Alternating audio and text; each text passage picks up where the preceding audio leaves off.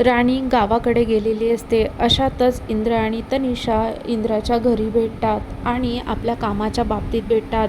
आजच्या एपिसोडमध्ये इंद्र आणि तनिषा आता असं काही करणार आहे की त्यामुळे राणीला खूप धक्का बसणार आहे.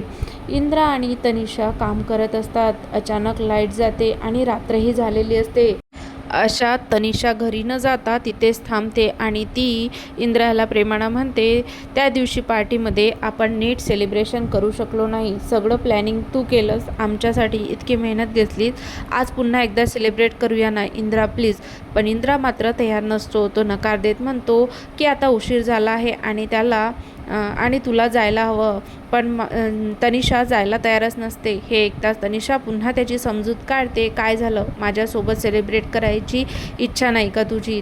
तिच्या आवाजातला नाराजी त्याला जाणवते. क्षणभर वातावरण शांत होतं. इंद्रा तिला म्हणतो नाही तसं नाही, पण तनिषा हार मानत नाही. ती पुन्हा हसत म्हणते, फक्त 1 तासच तर लागेल. बाहेर पाऊस पडतोय, वातावरण किती सुंदर झालंय, थोडा वेळ एन्जॉय करूया ना प्लीज. पण इंद्रा अजूनही ठाम असतो.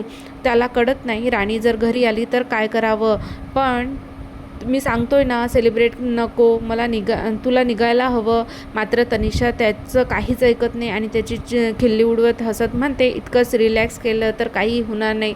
तू तर अगदी लहान मुलासारखा वागतोय. तनिषाच्या हट्टामुळे अखेर इंद्रा नरमतो आणि दोघेही एकत्र बसून छोटंसं सेलिब्रेशन सुरू करतात. तनिषा इंद्रासाठी ग्लास भरून दारू आणते. दोघेही ग्लास उचलतात आणि चिअर्स असा आवाज निघतो.